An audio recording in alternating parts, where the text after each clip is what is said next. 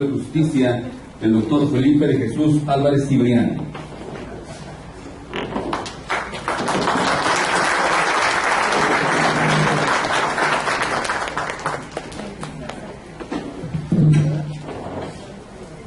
Saludo a nuestro anfitrión, el maestro Sergio Delfino Vargas, presidente del Consejo Directivo Nacional de la Confederación de Colegios y Asociaciones de Abogados de México.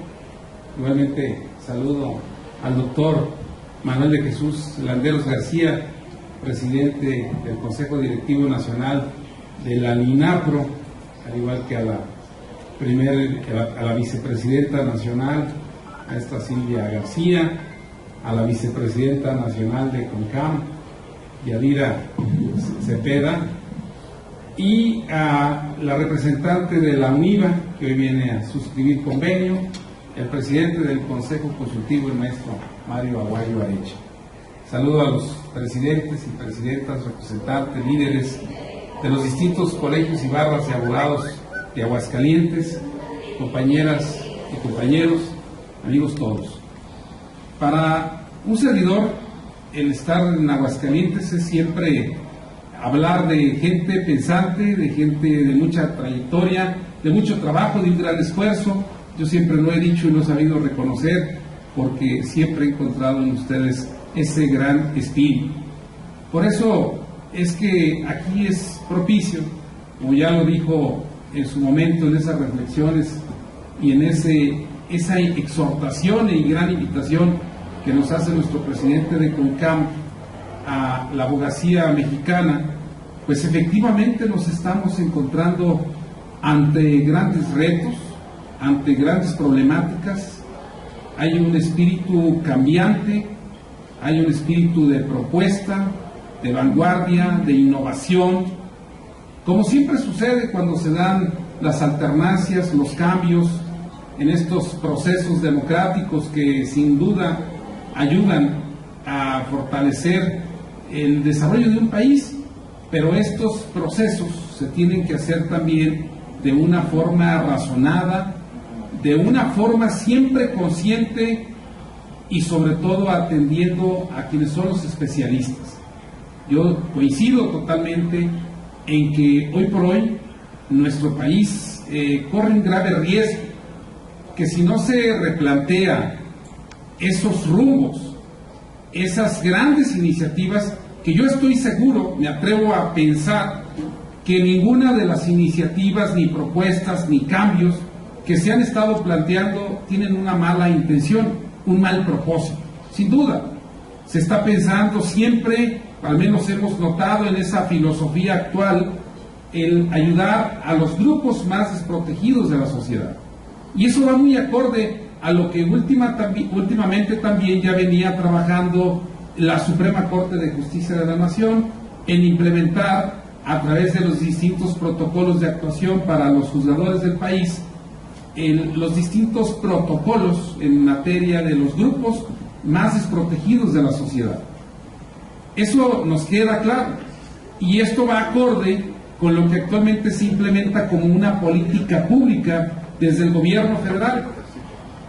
Pero no es el problema, y no creo que alguien de los presentes estemos en desacuerdo que se trabaje en impulsar y fortalecer el tema de los grupos en situación de vulnerabilidad, empoderar a los más desprotegidos, generar una verdadera igualdad de oportunidades para todas y todos. Ahora sí que hacer efectivo el principio de universalidad, el cual reza todos los derechos por igual para todas las personas en todo tiempo y en todo espacio, que esto significa muchas veces proteger y garantizar los derechos con un énfasis para los más desventajados. Esa palabra la utilizaba don Gregorio Peces Barba, un gran filósofo español que falleció hace 2 años y que fue el padre del constitucionalismo español de 1978, a los grupos más desventajados. Otros diríamos desaventajados. Bueno, pues esos grupos en situación de vulnerabilidad que se está buscando proteger.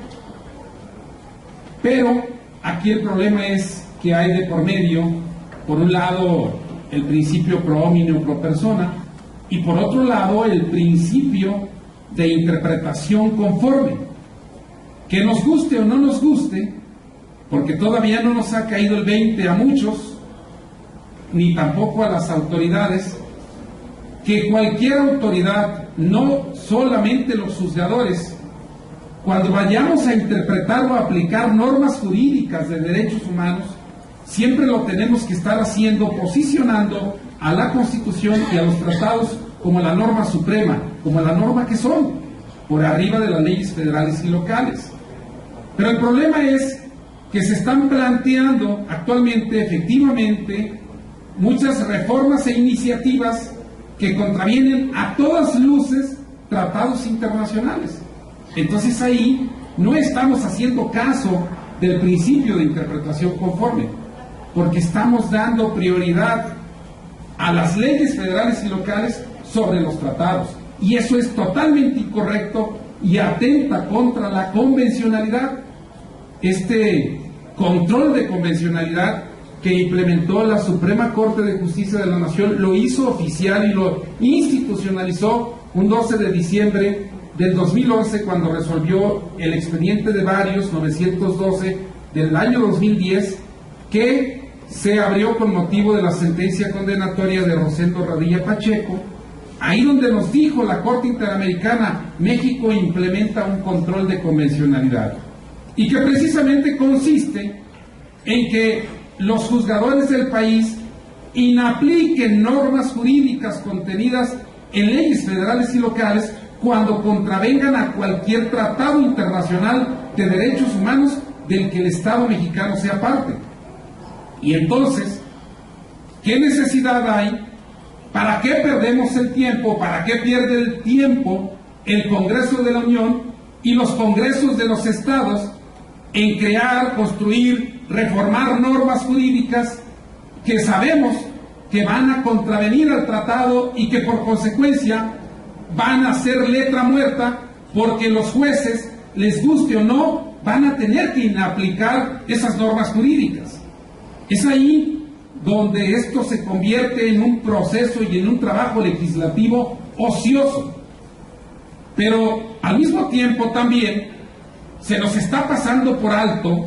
Miren, Eduardo Ferrer MacGregor, un gran constitucionalista y experto en derechos humanos, al igual que mexicano, por cierto, y actual presidente de la Corte Interamericana de Derechos Humanos, y Rodrigo Primi, colombiano, que fue también integrante de la Corte Constitucional de Colombia, los dos han escrito sobre el bloque de constitucionalidad. Muchos hablan del bloque de constitucionalidad, pero en realidad no se sabe lo que es el bloque de constitucionalidad. El bloque de constitucionalidad es la parte hermenéutica, la parte interpretativa del bloque constitucional. El bloque constitucional es la unión de los tratados y la Constitución para elevarse a norma suprema, y el bloque de constitucionalidad es la parte interpretativa de esas dos normas supremas. Es decir, en el bloque de constitucionalidad lo incluyen o lo integran 5 elementos: la Constitución, los tratados, la jurisprudencia constitucional de la Suprema Corte de Justicia de la Nación y la jurisprudencia de la Corte Interamericana de Derechos Humanos, y los principios constitucionales que se trajeron del derecho internacional de los derechos humanos para incorporarlos en nuestra Constitución. ¿Y por qué digo esto? Porque también aquí está una parte importante. Estos elementos del bloque de constitucionalidad también son la norma suprema y tienen mayor posicionamiento jerárquico que cualquier ley federal y local. Y entonces, ahí volvemos a otro tema también. Cuando cualquier ley federal y local contravenga a una jurisprudencia internacional emitida por la Corte Interamericana de Derechos Humanos, aun que esa sentencia no se haya dirigido al Estado mexicano y se pudo haber dirigido a Chile, Ecuador, Colombia, cualquiera de los 20 otros países que están sometidos a la competencia y jurisdicción de la Corte Interamericana, cualquiera de esas sentencias con una sola sentencia en un sentido determinado. Si la emite la Corte Interamericana, no requiere reiteración y constituye jurisprudencia obligatoria. Y fíjense que esto no lo digo yo, lo dice, lo dijo y lo afirmó y generó jurisprudencia obligatoria la Suprema Corte de Justicia de la Nación cuando resolvió la contradicción de tesis 293 del 2011, precisamente un 3 de septiembre del 2013, 2 años después de haberse iniciado. ¿Qué significa esto? Que los legisladores tienen un gravísimo problema y un gravísimo trabajo. No nada más se tienen que fijar que su trabajo legislativo no contravenga a los tratados internacionales de derechos humanos, sino que además, cuando hagan las leyes federales y locales, tienen que fijarse que no contravenga la jurisprudencia internacional que emite la Suprema Corte, la Corte Interamericana de Derechos Humanos. Entonces, todos estos aspectos que se está dando, a mí me preocupa demasiado que esto no lo sepan los legisladores federales, ni y mucho menos los locales. Y lo que aquí está de por medio y lo que está en juego es que si ellos no lo saben, pero los abogados organizados del país, las abogadas que están también en todas estas estructuras, sí lo saben, ¿por qué entonces no expresarse? ¿Por qué dejar estar en una posición apática, cómoda? ¿Por qué no participar de forma activa en todos los procesos legislativos para que no cometan esos gravísimos errores? Porque también las leyes que se crean, se reformen o se adicionen sin considerar ese tema de la convencionalidad, llámese jurisprudencia internacional de derechos humanos, será letra muerta, porque el juzgador también tiene que inaplicar esas normas jurídicas, así se acaben de crear, llámese ley de extinción de dominio, llámese ley de amnistía, llámese muchas cuestiones que hay que tener cuidado. ¿Para qué dejar que los legisladores se equivoquen si no saben estas cuestiones que resultan ser altamente técnicas, pero que no las estamos inventando, porque al final de cuentas ya fueron reconocidas, insisto, por nuestra Suprema Corte de Justicia de la Nación? Yo sé que son cuestiones que tenemos que insistir, enfatizar, porque al final de cuentas tenemos que asumir ese gran reto, como muchos otros retos y como muchos otros que siempre desde el INAPRO se están impulsando y que tienen que ver con los valores. Fíjese que ayer en Tamaulipas al doctor Manuel Landeros, que es un doctor en Derecho de la UNAM, un filósofo de los derechos humanos y un filósofo del derecho. Su gran perfil es la filosofía del derecho. Y ayer nos hacían una pregunta muy técnica. Yo sé que aquí no hay preguntas, pero con eso voy a concluir. Fíjese que un abogado nos hizo una pregunta ya fuera de auditorio. ¿Qué diferencia hay entre los derechos humanos, los valores y los principios? Estuvo complicada. Yo el tema de los valores no lo explico igual que el doctor Landeros. Esa se la voy a dejar que él explique, porque ya sé que la tiene que explicar al ratito. Pero sí, la otra parte, fíjese que muchas veces, en forma práctica, llegan a traducirse en lo mismo. Es un triángulo que se traduce en términos prácticos en lo mismo.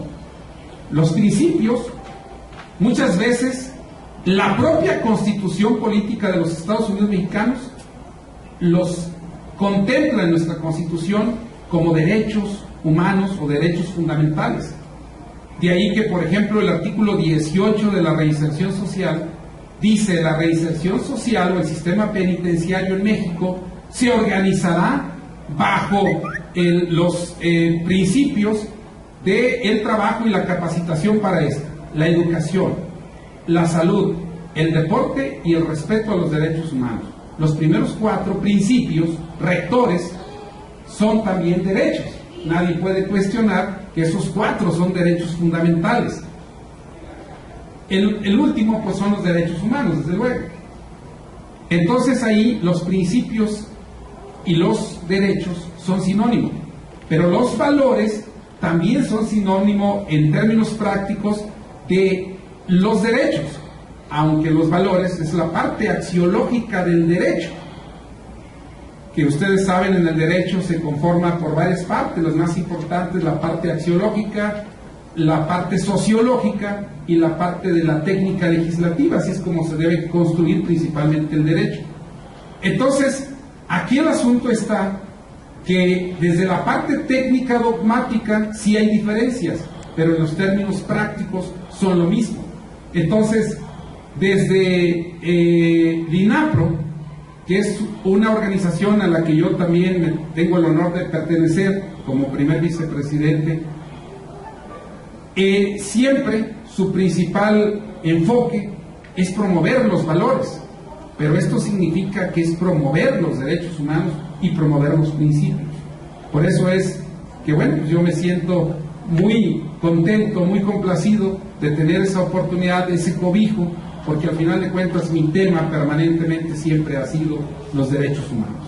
Así es que ante ustedes, amigas y amigos de Aguascalientes, refrendo mi reconocimiento y desde luego también nuestro compromiso, porque quiero también referirme a que hoy también lo hago como parte de CONCAM y como parte del INAPRO, porque siempre estaremos impulsando esta gran tarea, estos grandes retos que nos tendrán que llevar a hacer mejores instituciones públicas, a fortalecer nuestro Estado constitucional y democrático de derecho, siempre velando porque se fortalezca el respeto, la garantía y la protección de los derechos humanos.